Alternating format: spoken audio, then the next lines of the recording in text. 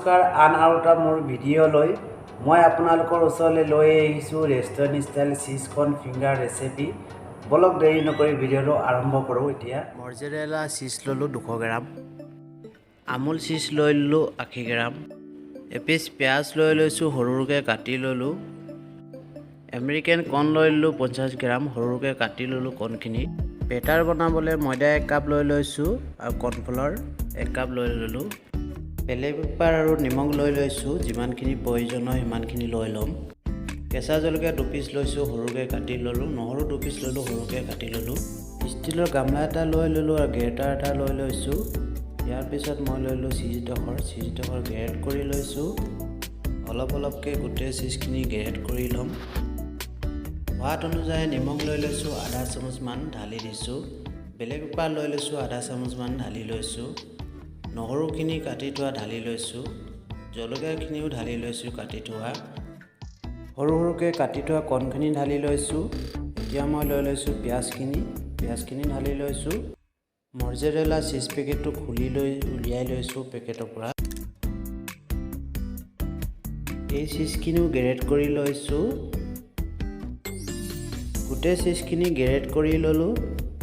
এতিয়া মই চিজখিনি ভালকৈ মিলাই পেলাই মাখি লৈছোঁ। গোটেই চিজখিনি মাখি ল'লোঁ ভালকৈ। ইয়াৰ পিছত লৈ লৈছোঁ ষ্টীলৰ বাউল এটা। ময়দা লৈ লৈছোঁ 1 কাপ ঢালি লৈছোঁ ময়দাখিনি। কৰ্ণফ্লাৱাৰ পাউডাৰ লৈ লৈছোঁ 1 কাপ, কৰ্ণফ্লাৱাৰ পাউডাৰখিনি ঢালি লৈছোঁ। আধা চামুচমান বেলেগ পেপাৰ লৈ পেলাই ঢালি লৈছোঁ। নিমখ লৈ লৈছোঁ আধা চামুচ লৈ পেলাই ঢালি লৈছোঁ। 1 কাপ পানী লৈ লৈছোঁ আৰু যিমানটো প্ৰয়োজন হয় পানীখিনি সিমানটো ঢালি ল'ম। ঢালি লৈছোঁ, ঢালি লৈ চামুচখন দি পেলাই গুলি লৈছোঁ বেটাৰখিনি। আৰু আধা কাপ পানী লৈ লৈছোঁ আৰু বেটাৰখিনি ইমান ডাঠো নহয় ইমান পাতলো নকৰোঁ, মাজতে থ'ম। ইয়াৰ পিছত মই লৈ লৈছোঁ অৰিগেনৰ, আপোনালোকে চিজলিং অৰিগেনৰ ব্যৱহাৰ কৰিব পাৰে। আধা চামুচমান লৈ পেলাই ঢালি লৈছোঁ। চামুচ এখনত লৈ পেলাই মিলাই লৈছোঁ। ময়দা আৰু কৰ্ণফ্লাৱাৰৰ ঘোলখিনি ইমান ডাঠো নহয় ইমান পাতলো নহয়, আপোনালোকে আঙুলিটো জুপিয়াই দিলে লাগি আহে, সেইদৰে বনাই ল'ব। মাখি থোৱা চিজখিনি লৈ লৈছোঁ আৰু অৰিগেনৰ আধা চামুচমান ঢালি লৈ মাখি লৈছোঁ চিজখিনি। মই লৈ ল'লোঁ ট্ৰে এখন। মাখি লোৱা চিজখিনি গোল গোলকৈ লাড়ু বনাই লৈছোঁ। এইদৰে গোটেইখিনি লাড়ু বনাই ল'লোঁ। গোটেই চিজখিনি লাড়ু বনাই ল'লোঁ গোল গোলকৈ।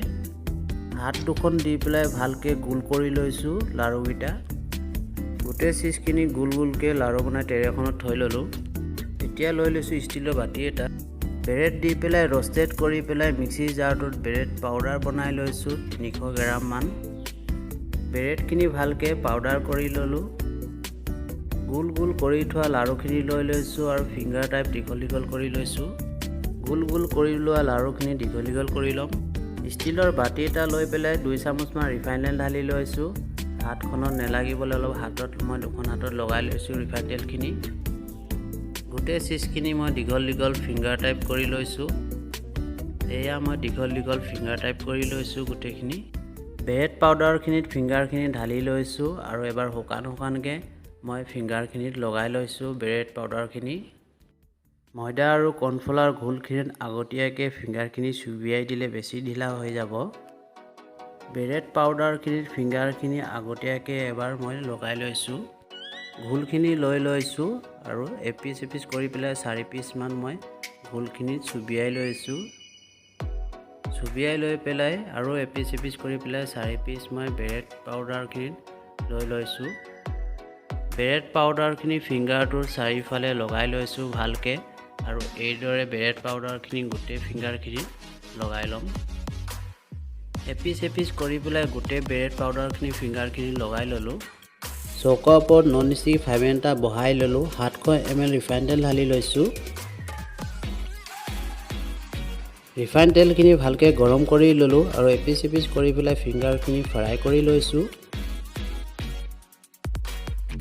ফিংগাৰখিনি 1 মিনিটৰ সময় ফ্ৰাই কৰি ল'লোঁ আৰু ফিংগাৰখিনি হৈ গ'লগৈ। মই চাকনি এখনত উলিয়াই লৈছোঁ আৰু প্লেট এখনত উলিয়াই লৈ আপোনালোকক দেখুৱাম কেনেকুৱা লাগে দেখিবলৈ আৰু খাবলৈ বহুত সোৱাদ হয়।